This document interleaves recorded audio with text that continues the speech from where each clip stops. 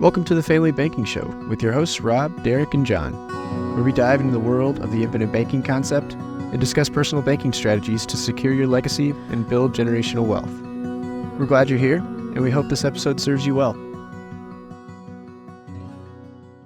If you're interested in learning more about setting up your own family banking system, send an email to thefamilybankingshow@gmail.com. We'd love to hear from you. Welcome back, ladies and gentlemen, to the Family Banking Show. We are your hosts, Derek, Rob, and John. Guys, how's it going this week? Good. And per usual, surviving the cold. We got to throw that in each week. But it's going to be in the 40s next week. Spring is here. It's here. Isn't that crazy? So February, we were negative 16 in the morning, and we're going to be 45 next week. Yeah. Ladies and gentlemen, spring is not here. This is how it goes in Minnesota. Come March 1st, we will be back to negative 10. Yeah. I ended up getting a gym subscription. Yeah. Just because I cannot survive in those negative temps, like running outside. Yeah. Oof. I honestly forgot how much I dislike gyms. And, I even bought like my own home squat rack and everything, and I love running outside. So I thought I'd never go back to a gym, and then I moved here to Minnesota and have reason now, and for the treadmills and the swimming and stuff. But there's just so many dynamics that go on in a gym that just aggravate me to no end. Like, yeah, I could go on and on. Don't touch my weights, man. Oh yeah, that's just one of many. So, all right. Well, some exciting news in our family. Just got a new vehicle showing up, dropped off via Carvana. So stay tuned for next week's episode to figure out how that thing turns out. So, but all right, guys. Hey, guys. This week we're gonna do a quick, short episode on how much premium do I need or how much should I be paying in premium in order to get started with my own family banking system. I know I've got my take on it. I want to hear your guys's as well. Rob, why don't you just go ahead and start us off here? What's your thoughts when somebody asks you, how much do I need to get started? I'd say, well, I think there's a minimum, but I would answer with whatever you have available. So if you have cash that you're putting into a savings account, that you're just storing in someone else's bank, and if you can meet that bare minimum requirement that is required by the insurance company, I'd say get your policy started. I love that phrase, the best time to plant a tree was 20 years ago. The next best time to plant a tree is today. Same thing for dividend paying whole life insurance. Best time to do it, for everyone we talk to that gets the light bulb goes off, they were like, I wish I would have known about this 20 years ago. And well, now you know about it now. So start now. And that's the best time to do it. But I'd say, start where you're at. And if you have money that you are saving in a bank, why not get the same kind of internal rate of return or significantly even better right now, and get a death benefit to protect your family, and you can leverage that with borrowing against it for opportunities, emergencies, for things of life. So I'd say start where you're at. It would be my answer. Yeah, I'd take a similar approach, and one of the things that IBC does for families especially is turn outside debt into inside debt, and particularly bad debt, like consumer 25%, all sorts of bad debt out there, and then transfer it into your own bank and into your own financing vehicle, which is your specially designed dividend paying whole life insurance policy.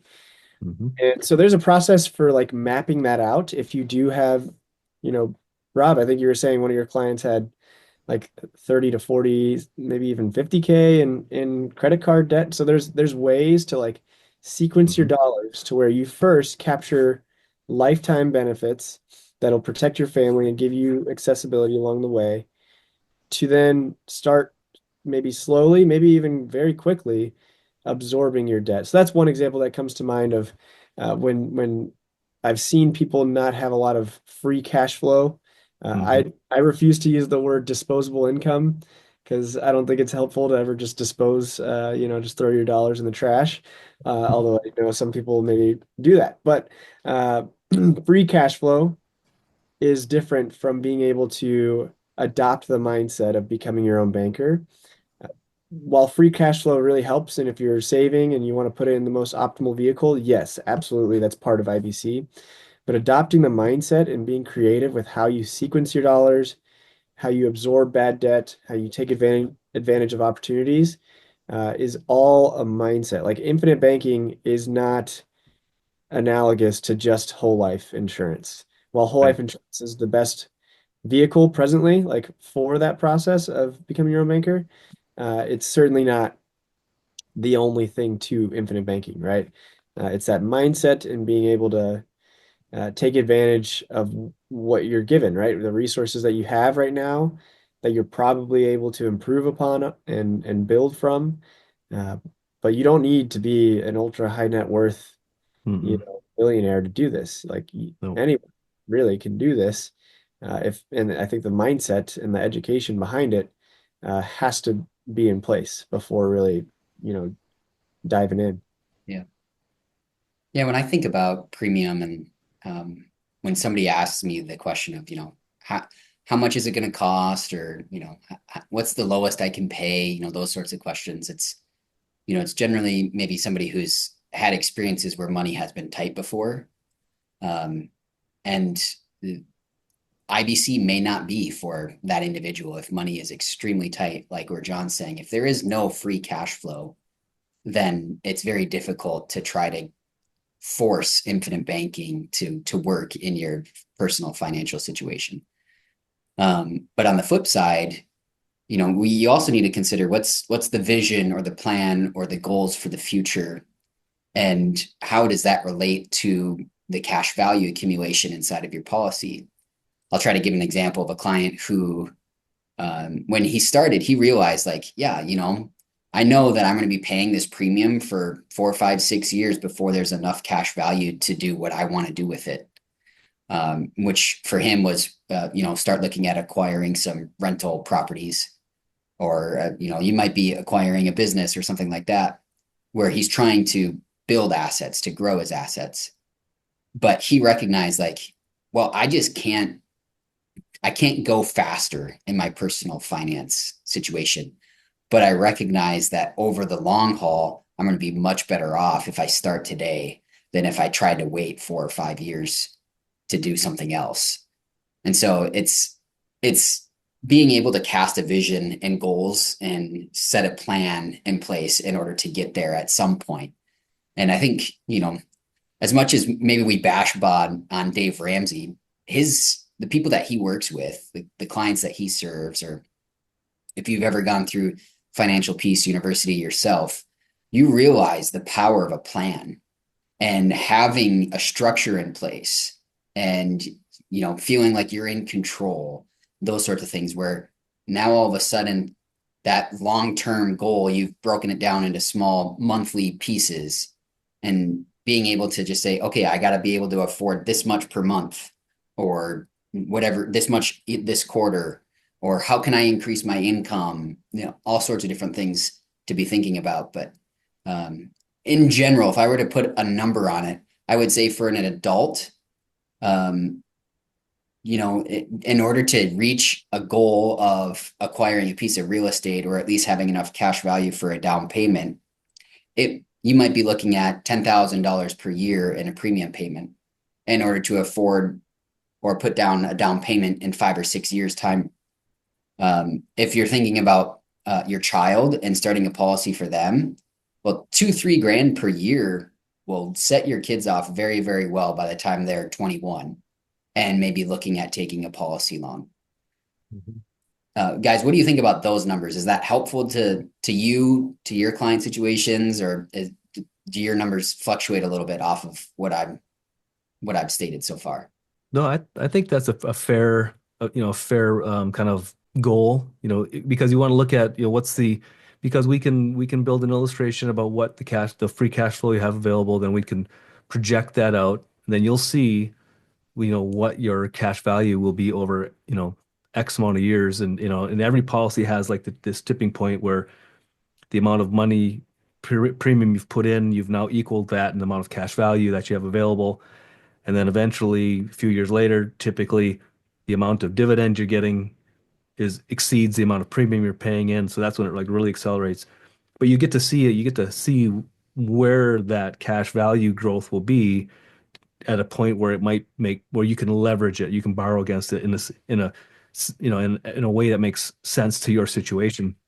So like you're saying, Derek, if you wanted enough money for a down payment on a rental property, yeah, the more you put in, the more you'll be able to access. So you need to just think about that.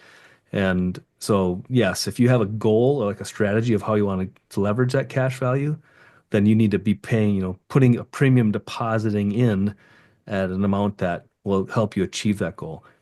If you are just kind of saving money with not really a plan, but you have money that you want to, why not give your dollar multiple jobs instead of just putting it in a savings account? So in that sense, I'd say wherever you're at, just start it.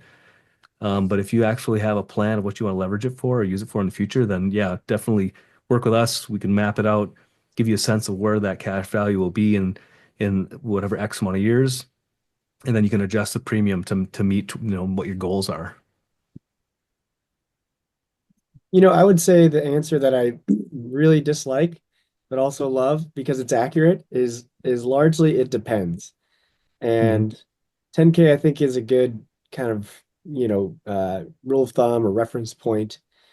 But it really does depend on just the overall picture. And I think that's what's unique about is our process, like uncovering just what is available to you.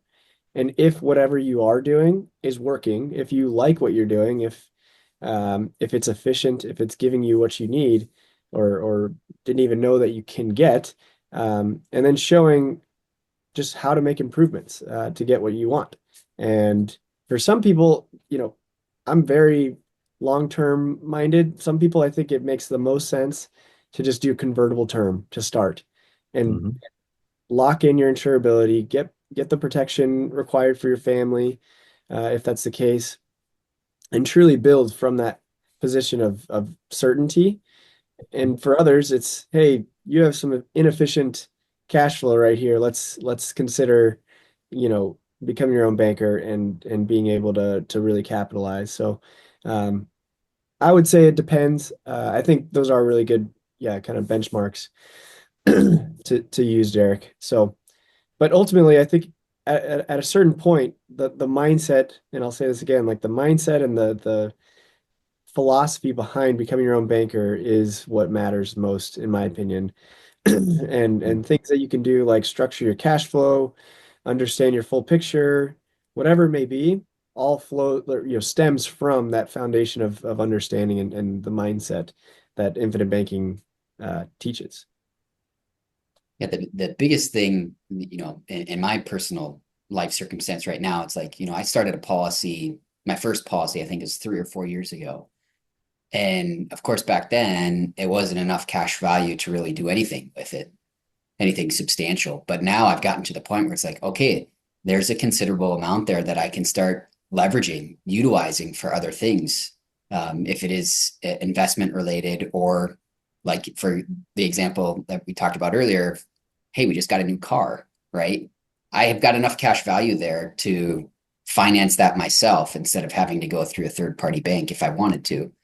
Um, and so I think that the big thing is let's do something that's meaningful, something that's going to be impactful at some point, whatever that point is. And I would try to stay within that 4 to 5 year time frame. Figure out what the premium needs to be in order to hit your 5 year goal, whatever you've got a goal for those dollars. And let's see if we can maximize that over your entire lifetime by doing it with infinite banking instead of some other system. So, yeah, any other thoughts here, guys, before we wrap up today's episode? I'll just say add on to what John was saying. It's think, when we went through the Becoming Your Own Banker book by Nelson Nash, I mean, those core concepts, think long term, um, economic value added, where your dollars they always have a cost. They're either gaining you money or losing you money. and being an honest banker. You can do that, like those core concepts of the infinite banking process, you can do with any financial tool, savings account, a CD, whatever. So that's the main thing to recognize is your money has a cost. It's either gaining you interest or losing you interest you could have gained. And what's the most efficient vehicle to put that in? And that's, at this point, it's early cash value whole life insurance. And so getting those core concepts down, I think, is one of the key points of kind of opening up the vision of what the future can be and how to do it the most efficient and smart way to go about it. So, and then like you're saying, Derek, or John, again, that it's all situational. It depends on what your needs are, but it's good to have kind of a vision, as you mentioned, Derek, like what are your goals in 5 years? So, that's what we're here to help with. We found what we think is the best foundational tool for your family, and let us help you see how you can utilize it. So that your $1 can be giving you multiple jobs, give you protection, give you compound uninterrupted guaranteed growth, and how you can leverage it for opportunities or emergencies or large purchases. It just opens all these options up that you just might not have been aware you had. Well said. Well, thank you guys very much for your help. And again, to our listeners, if you're interested in learning more about the system that Rob was just describing there and would like to get started with your family bank, I would urge you to reach out to us at thefamilybankingshow@gmail.com, and we'd be happy to sit down with you and to discuss how this can fit your family finance situation. Once again, guys, thank you very much. We'll see you in the next episode. See you guys. Thanks. Thank you for joining us. If you're interested in a conversation about anything we've discussed, you can find our contact information in the show notes below. And subscribe, follow, and leave a review to help spread this message and to help families across the country discover the generational blessing of IBC. May God bless you, and we'll see you next time.